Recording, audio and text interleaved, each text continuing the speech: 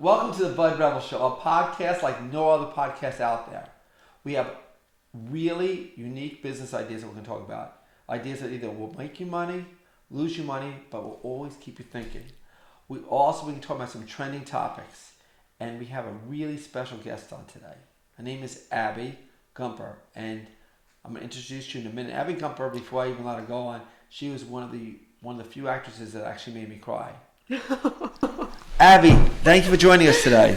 Thanks so much for having me. I'm so thrilled to be here. This is exciting. I just wanted to tell you we're starting a little later than normal. So if I fall asleep in between, Abby's going to wake me up. I got to wake up Abby. Yeah, I'll wake up. At 6:30 in the morning tomorrow. I mean, early. I'm sorry. I wake up 4:50. I have to be the dentist at 6:30 in the morning.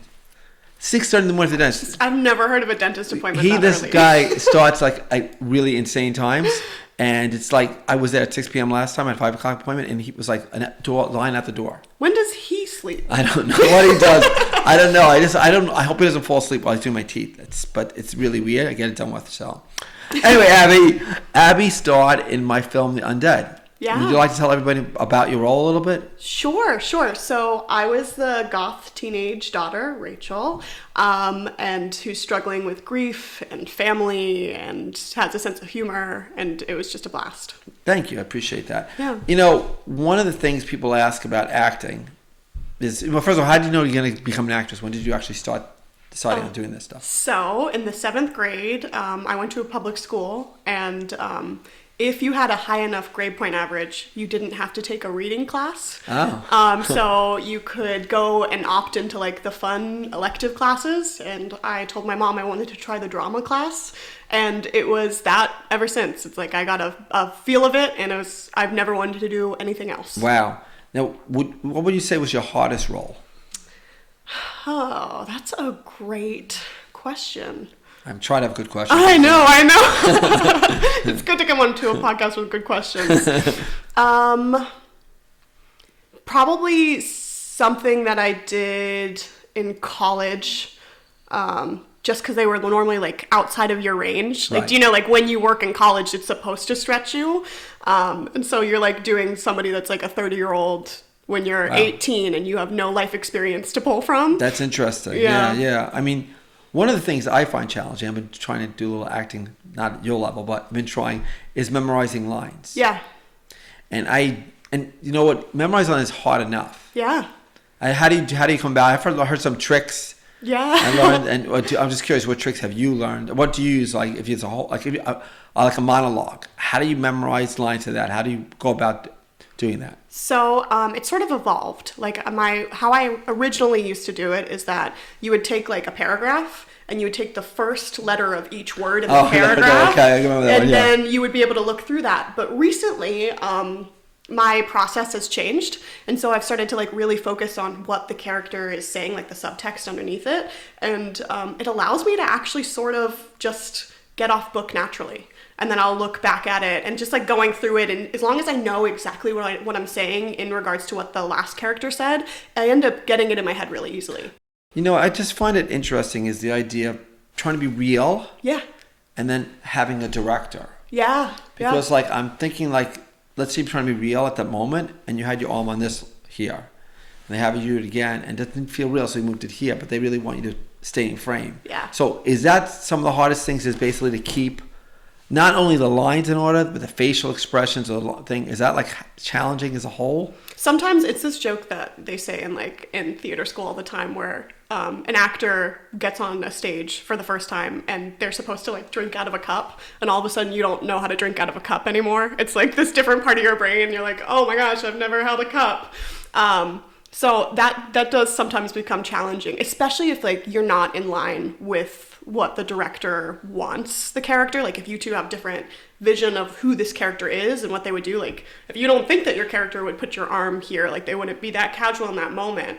If there isn't room for that conversation, then I find it really difficult. I also think it's not only hard, again, the memorizing lines, but also memorizing the body language. Yeah. And I wouldn't say that I have that perfect yet. Like I'll work on some major sets, like doing stand-in work, and you'll watch these film and TV actors that have done this for decades, and every single take they do the exact same thing, and it feels fresh every time. Just because they're so used to needing to do that, I think I'm still at a place where sometimes I'm like, oh my gosh, I didn't put my hair behind my ear on that last take. Like the continuity's off. So it's definitely like sometimes it is hard. Yeah, and it's interesting the difference between acting for a movie versus acting. I don't know if you've done it for like a theater or with people clapping.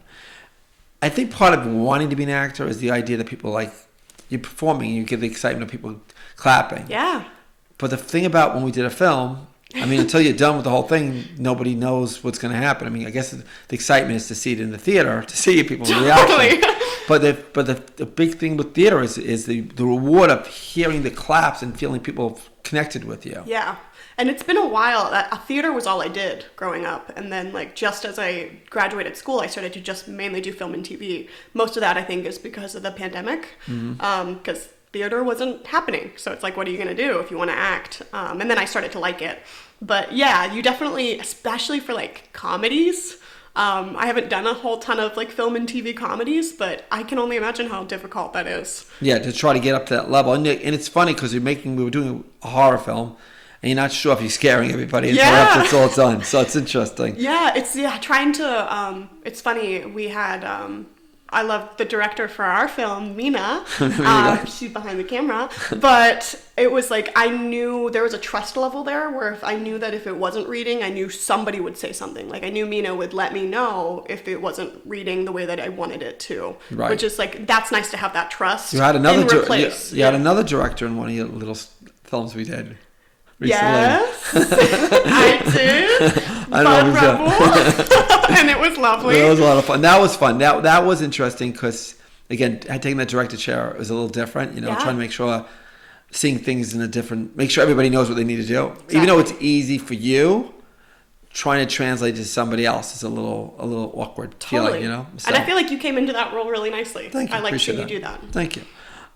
One of the big challenges, I guess, is auditions. Yes. Because I guess, do you run into the same people in auditions? And mostly all virtual now. Oh, interesting. Yeah, probably I've done 70 auditions this year, and I'd say maybe I went into the room once. It was almost all virtual.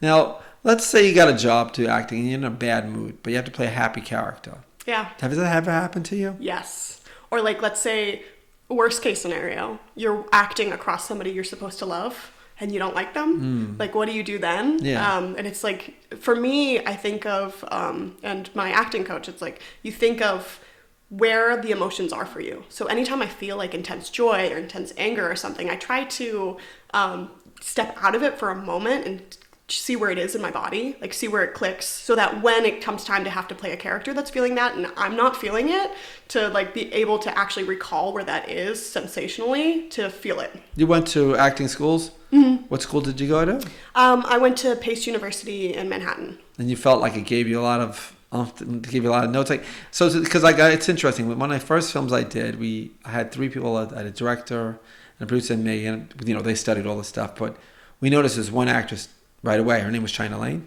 Yeah. And it was just weird because, I don't know, we just came across it. And it's not like we just saw it. Like, I'm just wondering how much is natural and how much is actually taught. Can you be a really bad actor and be all of a sudden taught to be a good actor? Or is it to like naturally happen to you? I think for sure anything can be taught. Like, I think that somebody can be bad, and with enough, like if they really work hard and try, like I think anybody can be good at something.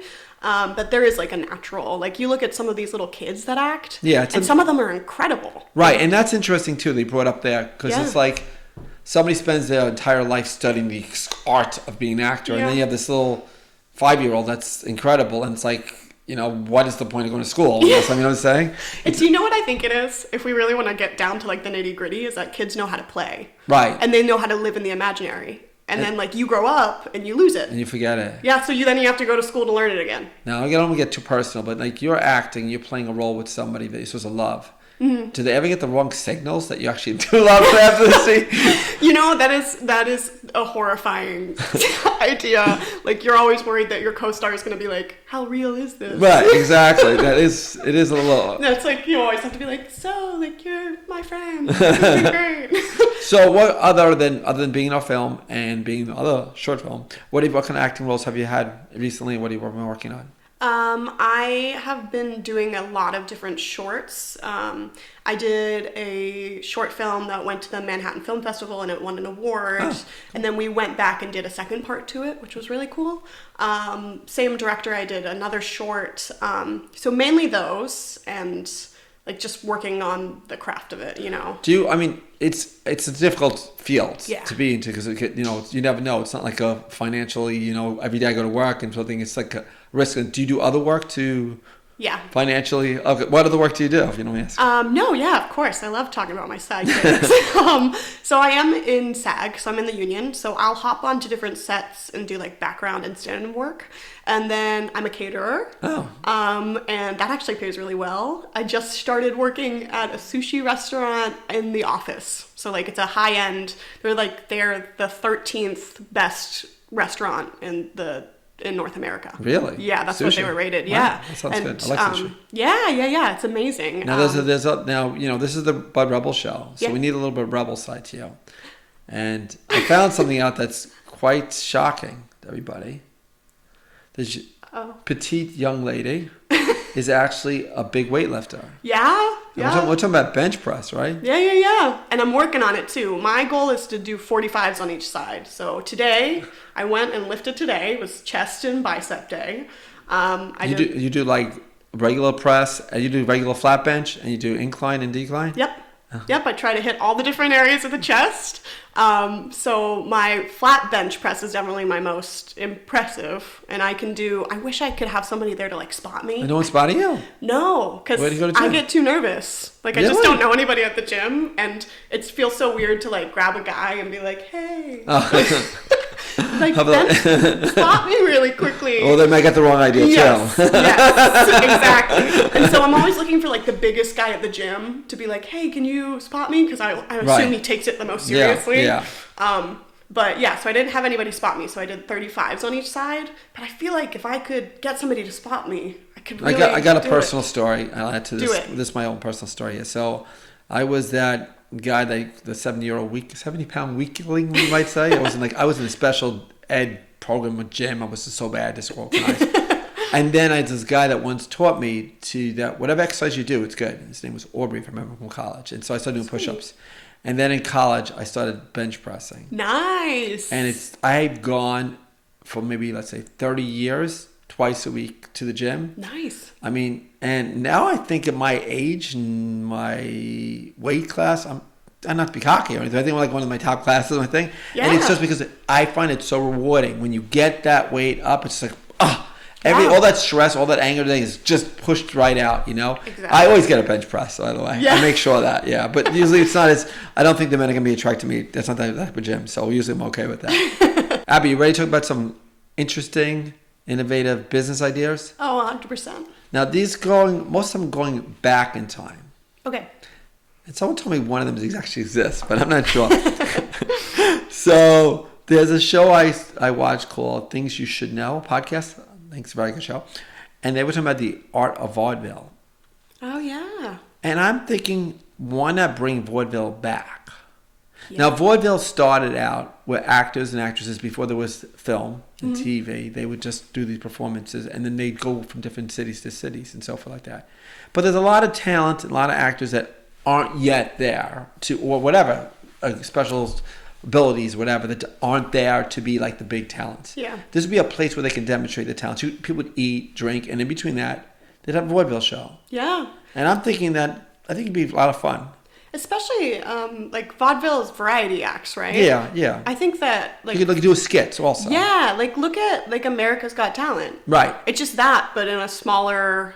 For people to, like, go and see it. Yeah, you know what also, when you think America's Got Talent, it's always one, like, person. But this could be, like, acts. Let's say you and your friends say, oh, you know what? I'd love to just try this thing out. Yeah. we have this cute skit. We just put it together, see what the response is, and this is the way people can see how people get the thing going like that as well. Sort of like how stand-up comics will like take something on the road, right? And change it. Yeah, and they can change it, and it could be stand-up comedy, it could be skits. Yeah. It could be music, of course. It could be the guy that throws fire or whatever. I don't know if that's good in the restaurants, but it could be all that type of stuff and bringing it into a place. So now I just got to get a place.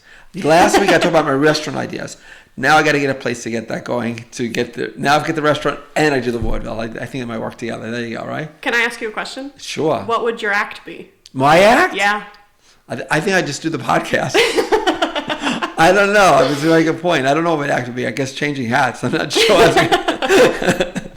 Well, the other thing I also wanted to bring up is another old idea coming back, and I heard maybe this is going on. I don't know whether it is. Yeah. I don't know if I brought this up in my last podcast, but I did. I'm repeating myself. Hopefully not.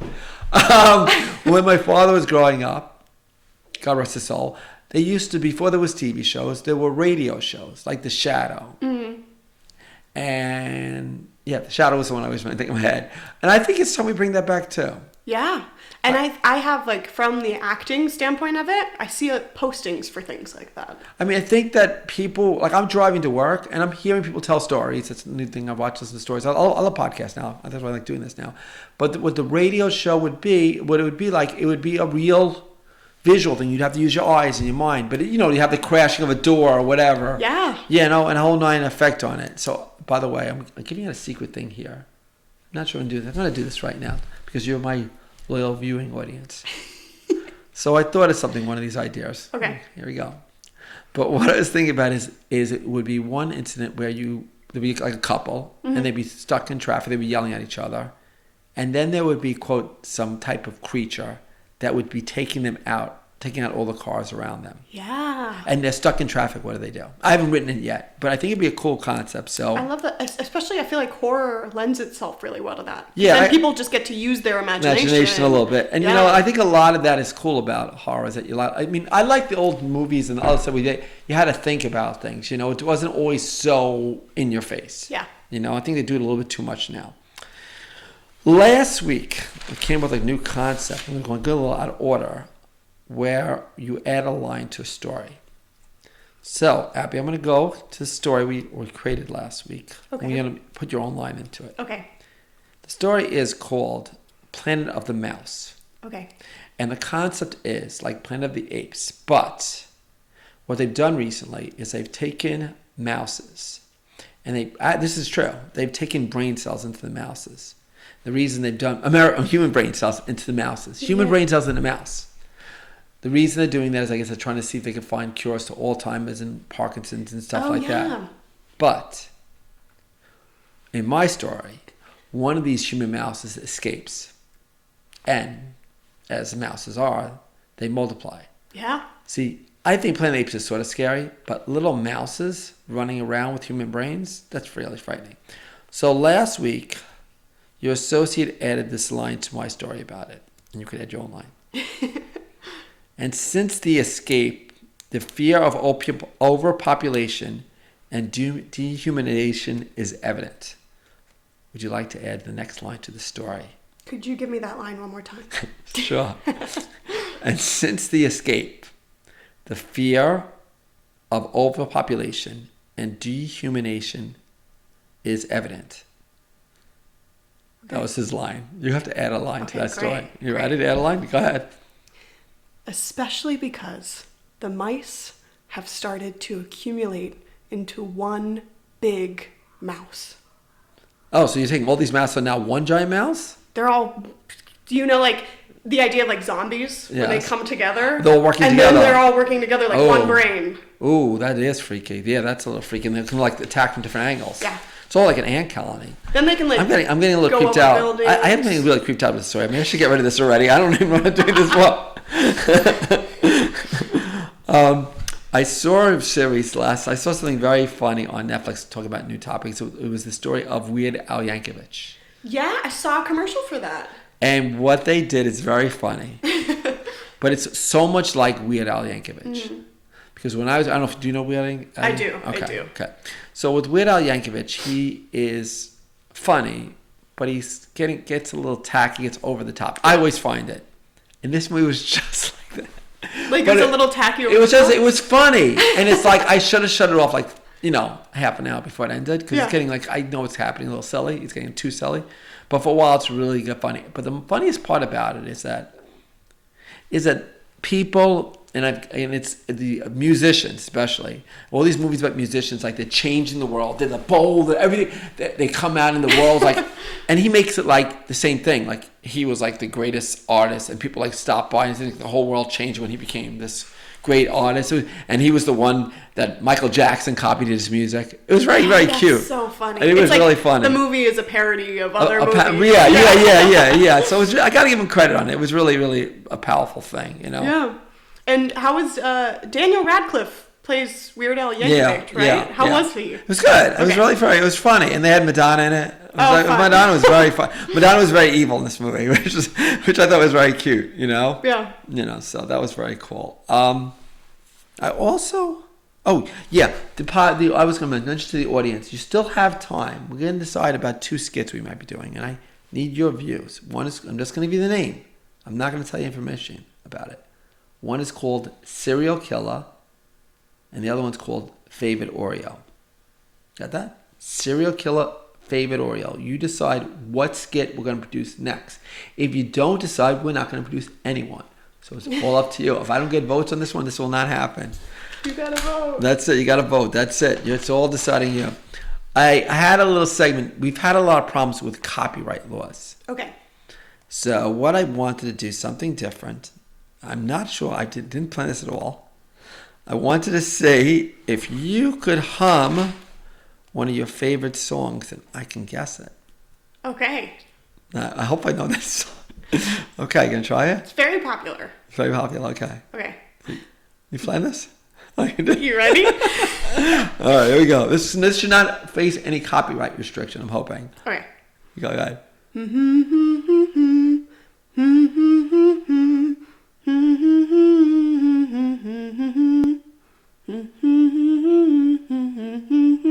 Oh, I know this.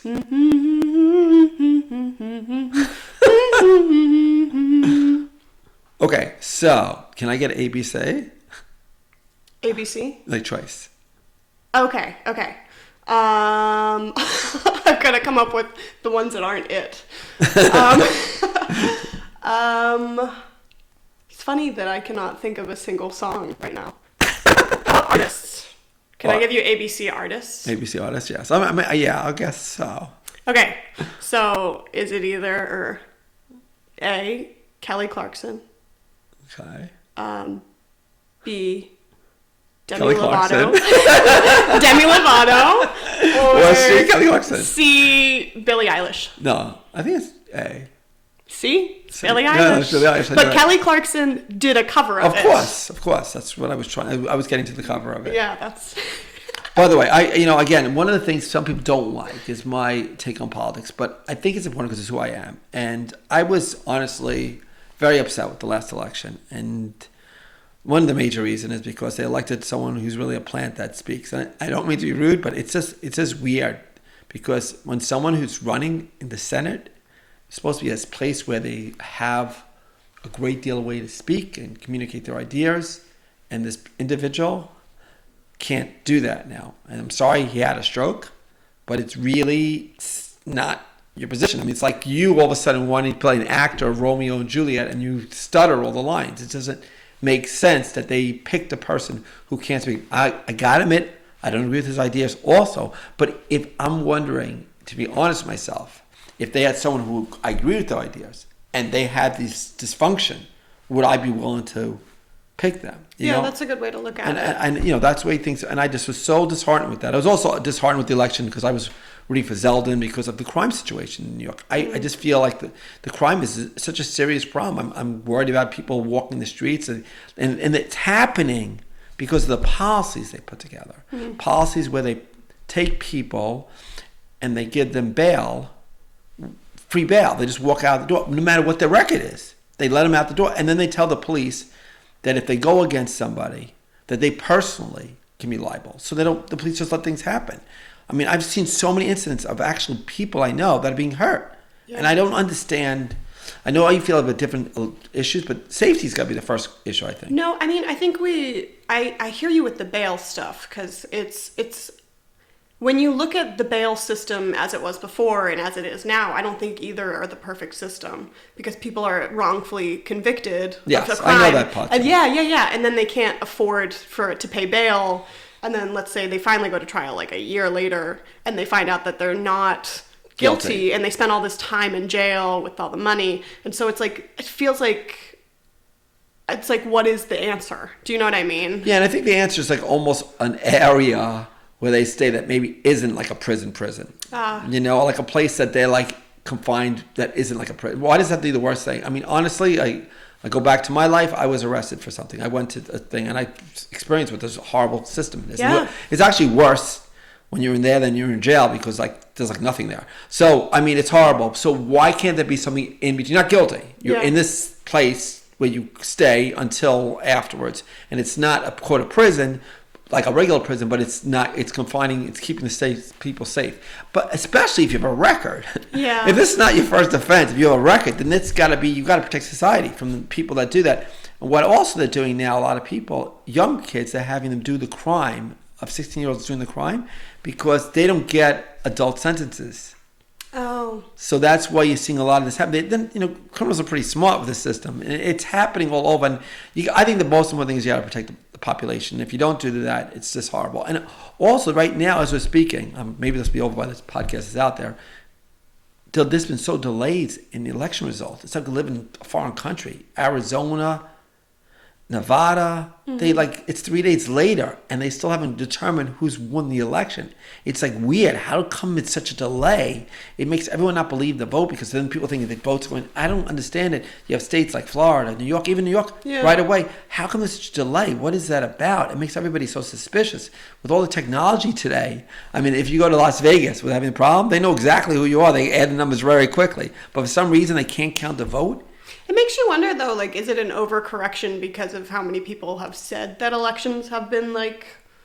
rigged? Yeah. Do we think that maybe they're being extra careful, taking an extra long time? I don't know, because Florida's been such a smooth transition. Even New York, I mean, you can take both sides. Florida's more conservative, New York's more liberal, and they did it the same night, you know? And they're still counting, and it's like, it's so weird. Matter of fact, at 9 o'clock exactly, a guy named Joe Pinion, they determined he lost the race. But it was, the election results were closed at 9 o'clock. So it's so weird. Exactly, they knew when it closed. Do we think maybe and I'm not sure about this. I mean, obviously Florida and New York are very much, they're not like either of them are swing states. Right. Do we think that maybe it's because the other ones it's harder to determine? There's not as big of an in-between? I don't know. I just think that the system, the way it is that it should be, first of all, my opinion is that everybody should have an ID card. We all have ID cards. We should give them out free to everybody, so this isn't a problem. Yeah, you shouldn't have to pay for them. You can get them, right. And so that when people can't vote twice. I mean, one thing that's interesting is I don't even know, my parents passed away. I'm sure I could have voted for them. I mean, there's ways people do it, and there's a lot of unethical things that can happen. So you have an ID card, come into it, you got the ballot, it should be a paper ballot, it should be easy to count. I mean, we're living. I was just heard something interesting that in 1862, when Abraham Lincoln ran, they counted elections the same day, and that was in the middle of a civil war, and that was like those days with all the technology. Probably less people, though. I mean, but they say in those days it's a little harder to count, I would think. So I wanted to also speak about one other issue tonight, which I think is very disconcerting as I learned the system. It's about mental health. Mm-hmm. You know, that attack on Paul Pelosi's, husband was horrible, no matter what position you are. Yeah. But it's about someone who's mentally ill. Yeah. And the system is so bad. Because what happens, with people that are mentally ill, normally what happens is they go from going to the hospital to going back home. And if they're lucky, if they go back home, then their family has to make sure they take the medicine, make sure they go to the treatment. And it's very hard to your family, your kids to do that, because they also want to, it's not an easy transition. And people always feel like they're getting better, they don't need to do that. And then they go back to the hospital, and it goes back and forth. And eventually what you find out is a lot of people that are in the prisons or on the street or overdosing on the drugs. Yeah. Those are all the people that should be getting mental health treatment. They're self-medicating themselves with drugs that are hurting themselves. Yeah. Really bad. And the system's so bad. And the thing that I've seen is, it's funny because I know a state like Florida where people, after they get out of the hospital, they go live in a place where they learn how to get a job.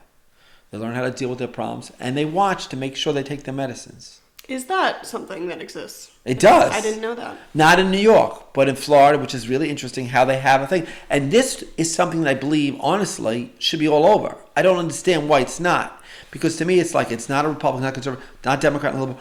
It's the idea of saving lives. Care of people. Yeah, we should be taking care of them. And every time we don't, it hurts us all. It hurts us in the streets of people. It hurts the people. Hurts people people. You know, if you're pro-life, you have to be worried about people, all different people. So it doesn't make sense that this is going on. It doesn't logic, and I didn't find out about it until I experienced this type of thing. I just so weird, but it keeps on going on and on. And if you look at all the homeless people, this all could be solved. We'd be wasting life. So it's such a strange thing. I mean, we just we try to solve the problem by throwing I know specifically like LA, like they'll just give housing and then you're not looking at what the actual issue is and you're not trying to actually help people in those circumstances. Like it's normally like a lot of trauma that they went through as children that they're trying to cover with things, and it's mental illness. And I just think that we need to start caring about people. Like there's so many people that are on the street that are just struggling, and we just weird. Walk over them. Yeah, and it's just a weird thing.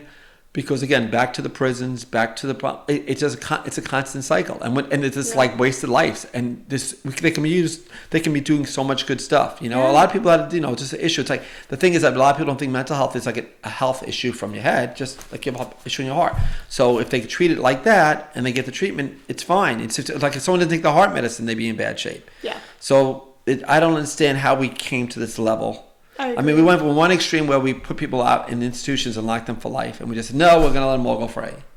But we're not letting them go free. We're actually enslaving them instead of the mental health, instead of letting them go free to a system that makes them better. So it's very, very sad. And I don't know.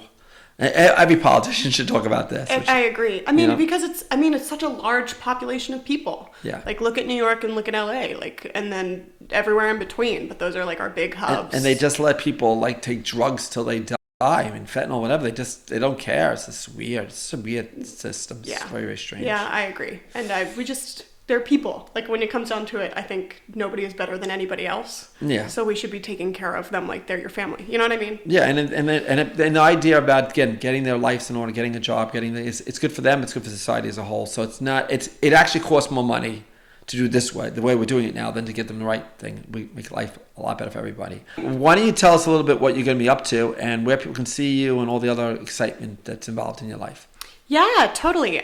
So I'm super excited for the Undead, like when it comes out. And then I have another feature that'll be coming out in short films. And all of this you can see on my Instagram. You can find me at Abby Gumpper, which is ABBYGUM 2P's. 2 P's? 2 P's. Oh, okay. Yeah. Very often forgotten the second P. And then also like abbygumper.com. Like I have a website, you can find me there, you can reach out to me, I've got an email. And if you need some good sushi, she'll with that as well. Yeah, it's going to cost you a lot though. It's worth it from what I hear. So you had another feature film you're working on too, as you just said, right? Yeah, that's How I Met Mina. We worked on another feature. Well, what's the other feature that you're working on? It was called Highway 905. Highway 905, okay, good. Wow, 2 features. One short with me. You're moving. Yeah, like 4 shorts coming out. And are they all like basically? I'm going a lot out of direction, but are they all like in the horror genre? Are they all different genres, or what is it? Different genres. Something that I was really proud that I just worked on was sort of a proof of concept for a feature, but technically a short, called Passion Fruit Nick's Story, and that one was horror. So a lot of horror very recently. Horror thriller. By the way, I'm going divergent to a different topic here, but acting for different parts, whether it's horror or comedy, do you find it different to do? Totally. Yeah, completely different genres. Especially like when you're auditioning, it's really important that you know the genre of what you're doing. Like I will, if I do a family drama audition versus like a sci-fi, they're like completely different type of things. So yeah, it'll influence the character because they're living in that specific world, you know? How many auditions do you go on? What's it like? How many do you get, like in a week or something? So in a normal week, it's been a little slow recently. I think it has been for most people. Right. In a normal week, I'll get 2 to 3. 2 to 3. Yeah. And it's like what, an audition is like 15 minutes or 5 minutes or what is it? Depends. So sometimes I'll have an audition that's like 1 line. One line. Like, yeah, you're like the clerk that comes in and is like, is everything okay? And you just nowadays you don't go to a studio. You just say do a video and you send it in and you just like hope it works out type thing. Yeah. Wow. They'll give you instructions of things that if they want anything specific or if they want your setup. Like I have a blue background setup and all the lights and stuff. But yeah, and then sometimes an audition will be like 3 scenes and it comes out to like 7 pages. So you just never know. Oh, how long? Yeah, you never know. And you never know when it's going to come out. Nope. That's very interesting. Wow, it's very cool. Okay, now I'm going to do the conclusion tonight. So I wanted to mention something called the in-between, you might say. It's on my blog. By the way, the blog is called Bud Rebel Productions, too. BudRebelProductions.com. The in-between is a period between your big moves and your small moves. It's the idea of, let's say, when I finish the film, where's the next stage? What's going to happen next? Or even when you go to the gym and that part where you don't know what's going to be your next try to lift or whatever's going to happen. The in-between is that it's actually a little scary time. It's an exciting time because it's like when you're watching the end of your episode, your last series, and you don't know what you're going to watch next or the next end of the World Series. It's that time that's unpredictable. It's part of what is an exciting part of life. Sometimes it's scary, but sometimes it builds up to something even bigger. Right now, I guess in a sense I'm in between. My film just got finished. We're going to have to see where that goes. We're doing these great podcasts. We don't know where it's going in direction. We're building a lot of in-betweens. And hopefully you'll join us in your life as you go through in-betweens. Keep confident that it's just a move to the next level. It's like a stair. You just got to climb up to the next one and keep on moving. Thank you for joining us today. God bless and enjoy yourselves. Thank you. Bye. Bye-bye.